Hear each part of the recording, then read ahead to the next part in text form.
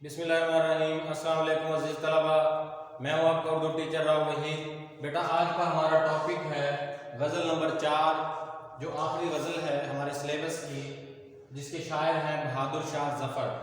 تو اس کا ہم تعارف پڑھیں گے، مصنف کا، شاعر کا، اور اس کے علاوہ جو ہے ریڈنگ کریں گے پوری غزل کی۔ ہم اس کے الفاظ معنی میں آپ کو بتاؤں گا اشعار کے، اور شعر نمبر 1 اور 2 کی تشریح بھی کریں گے۔ تو یہ ہمارا آج کا ٹاپک ہے۔ بہادر شاہ ظفر آخری مغلیہ سلطنت کے بادشاہ تھے اور ہندوستان کے بڑے باکمال اور مشہور شاعر بھی گزرے۔ آپ کے دیوان میں 30,000 کے قریب اشعار ہیں، یعنی اتنا ضخیم کلام ان کا ہے، بے پناہ 30,000 اشعار، بڑے معنی رکھتے ہیں۔ بہرحال ہم بہادر شاہ ظفر کی شخصیت اور شاعری دونوں کو دیکھیں گے اور سمجھیں گے۔ آپ دھیان سے لیکچر سنیں گے۔ پہلے ہم آتے ہیں تعارف کی جانب۔ یہ صفحہ نمبر 140 پیج 140 کتاب کے اوپر موجود ہے کہ بہادر شاہ ظفر 1775 میں پیدا ہوئے اور 1862 میں وفات پائی۔ بہادر شاہ خاندان مغلیہ کے آخری تاجدار تھے، تاجدار بادشاہ۔ جب انہوں نے بادشاہت سنبھالی تو اس وقت مغلیہ اقتدار اپنی آخری سانسیں لے رہا تھا، اقتدار، حکومت۔ شاہی خاندان کا فرد ہونے کے ساتھ ساتھ انہوں نے شاعرانہ طبیعت بھی پائی تھی، شاعرانہ طبیعت، شاعرانہ مزاج۔ شاعری میں شاہ نصیر ذوق اور غالب سے اصلاح لی، یعنی شاہ نصیر اور استاد ابراہیم ذوق اور مرزا غالب آپ کے شاعری میں استاد گزرے ہیں۔ اصلاح درستی۔ 1857 کی جنگ آزادی میں اقتدار ان سے چھن گیا، ان کے بیٹوں کو قتل کیا گیا، انہیں انگریزوں نے جلا وطن کر کے رنگون یعنی برما میں نظر بند کر دیا، قید کر دیا۔ نظر بند کرنا، قید کرنا، جلا وطن کرنا، ملک سے نکال دینا۔ انہوں نے زندگی کے آخری سال انتہائی قسم پرسی میں بسر کیے، غربت میں، قسم پرسی، برے حالات، غربت۔ رنگون ہی میں انتقال کیا اور وہیں دفن ہوئے۔ بہادر شاہ ظفر کی کلیات میں 30,000 سے زیادہ شعر ہیں۔ کلیات کسے کہتے ہیں؟ جو مختلف کتابیں چھپی ہوں اور ان کو ایک ہی جگہ اگر چھاپ دیا جائے تو اس کو کیا کہتے ہیں؟ کلیات۔ کلیات کس سے نکلا؟ کل سے۔ 30,000 سے زیادہ شعر ہیں۔ انہوں نے تقریباً سبھی اصناف شاعری میں طبع آزمائی کی۔ اصناف شاعری کی اقسام، مختلف قسمیں ہیں، جیسے غزل، نظم، مرثیہ، قصیدہ وغیرہ۔ طبع آزمائی کرنا، لکھنا کی، لیکن ان کی پہچان ان کی غزل ہے، جس میں سوز و گداز اور غم کے مضامین پڑھنے والوں کو متاثر کرتے ہیں۔ سوز و گداز، درد کی کیفیات، غم۔ زبان کی صفائی اور روزمرہ کے استعمال نے ان کی غزل کو ایک خاص رنگ عطا کیا ہے، جس کی بدولت انہیں اردو کے اچھے غزل گوش شاعروں میں شمار کیا جاتا ہے۔ بہادر شاہ ظفر کا کلیات خاصا ضخیم ہے، کافی طویل ہے، یعنی بڑا ہے، جو 4 دواوین پر مشتمل ہے۔ دواوین دیوان کی جمع، کتابیں۔ کلیات ظفر میں اردو زبان کے علاوہ پنجابی اور پوربی زبان کے اثرات کے حامل اشعار بھی ملتے ہیں۔ تو یہ اس کا تعارف ہو گیا۔ اب ہم آتے ہیں اس کے سوالات کے جوابات کی طرف۔ پہلا سوال ہے تعارف کا کہ بہادر شاہ ظفر کب پیدا ہوئے؟ اس کا آنسر ہے کہ بہادر شاہ ظفر 1775 میں پیدا ہوئے۔ دوسرا سوال ہے کہ بہادر شاہ ظفر کو کہاں دفن کیا گیا؟ تو اس کا جواب ہے کہ بہادر شاہ ظفر کو رنگون کے شہر برما میں دفن کیا اور وہیں انہوں نے انتقال کیا، وہیں وفات پائی۔ برما آج کا نام ہے اور رنگون اس کا پرانا نام ہے۔ اگلا سوال ہے کہ بہادر شاہ ظفر نے کس سے اصلاح لی؟ شاعری میں کس سے اصلاح لی؟ تو اس کا جواب ہے بہادر شاہ ظفر نے شاعری میں شاہ نصیر ذوق اور مرزا غالب سے اصلاح لی۔ آخری سوال ہے چوتھا کہ بہادر شاہ ظفر کا کلیات کتنے دواوین پر مشتمل ہے؟ تو اس کا آنسر ہے کہ بہادر شاہ ظفر کا کلیات 4 دواوین پر مشتمل ہے۔ یہ اس کے سوالات کے جوابات ہو گئے۔ تعارف بھی ہم نے پڑھا۔ اب ہم آتے ہیں ریڈنگ کی طرف۔ غزل کی ریڈنگ کریں گے، اس کے الفاظ معنی میں آپ کو بتاؤں گا کہ لگتا نہیں ہے دل میرا اجڑے دیار میں، کس کی بنی ہے عالم ناپائیدار میں۔ اجڑے، ویران، دیار، وطن، علاقہ، شہر، मुल्क किसकी बनी है आलम नापायदार में? आलम नापायदार आर्जी या फानी दुनिया, आर्जी या फानी दुनिया। उम्र दराज मांग के लाए थे 4 दिन, उम्र दराज लंबी उम्र, 4 दिन चंद दिन या ज़रा सी मुद्दत या थोड़ी मुद्दत। 2 आरज़ू में कट गए 2 इंतज़ार में, आरज़ू ख्वाहिश कट गए गुजर गए, इंतज़ार इंतज़ार। बुलबुल को बागबान से न सयाद से गिला, बागबान माली निगहबान बाग की हिफाजत करने वाला, सयाद शिकारी, गिला शिकवा।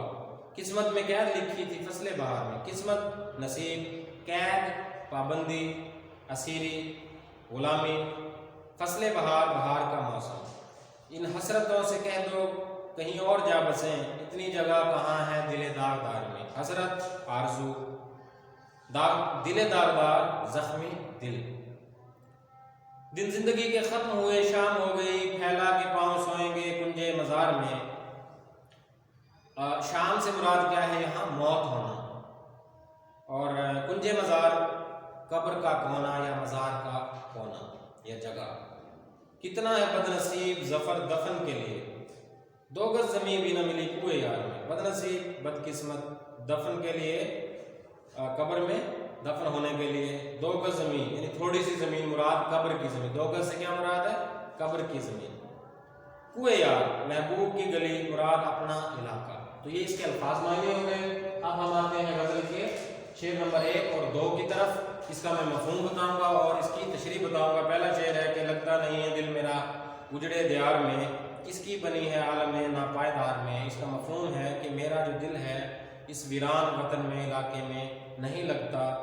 और दूसरे मिसरे में कहा है कि इस फ़ानी दुनिया में कौन ज़्यादा देर मौजूद रहा है।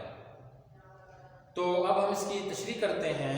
बहादुर शाह ज़फ़र अपने उन हालात की बात कर रहा है और गम और हसरत व यास की बात करते हुए कहता है, जब बहादुर शाह ज़फ़र जो मुग़लिया सल्तनत के आखिरी बादशाह थे, जब अंग्रेज़ों ने दिल्ली पर कब्ज़ा कर लिया और दिल्ली शहर जो इल्म अदब और शायरी के एतबार से बड़ा बारौनक शहर था, जब अंग्रेज़ों ने उस पर कब्ज़ा किया तो एक वीरानी का आलम छा गया। बहुत से शोरा दिल्ली शहर से हिजरत करके लखनऊ चले गए। तो बहादुर शाह ज़फ़र उसी शहर के उजड़ने, दिल्ली के उजड़ने की बात करता है शहर में कि जो मेरा दिल है इस उजड़े दियार में वीरान जो इलाका है या मेरा शहर जो वीरान हो चुका है, बर्बाद हो चुका है, उसकी रौनकें ख़त्म हो गई हैं, तो उसमें अब मेरा दिल नहीं लगता। और दूसरे मिसरे में शायर अपने दिल को तसल्ली देता है, उन गम और हसरतों के बावजूद अपने दिल को तसल्ली देता है कि इस फ़ानी दुनिया में कौन हमेशा हमेशा के लिए रहा है। हर शय को उरूज के बाद ज़वाल है। तो यही वजह है कि यहाँ भी एक जो है ज़वाल की जो है सूरत बन गई है और ये मेरा आखिरी वक्त है, वतन उजड़ गया है। तो ये शेर में बात की है। दूसरे शेर में शायर कहता है कि उम्र दराज मांग के लाए थे 4 दिन, 2 आरज़ू में कट गए 2 इंतज़ार में। ये शेर बहादुर शाह ज़फ़र का एक मशहूर ज़रबुल मिसल भी है, बड़ा मशहूर शेर है। इसमें बहादुर शाह ज़फ़र इसका मफ़हूम समझ लें कि हम जो ज़िंदगी लाए थे मांग के अल्लाह ताला से, कर्ज़ मांग के लाए थे, तो वो आधी हमारी ख्वाहिशात में गुजर गई और आधी उन ख्वाहिशात के मुकम्मल करने में गुजर गई। ये शेर का मफ़हूम है। अब हम इसकी तशरीह करते हैं।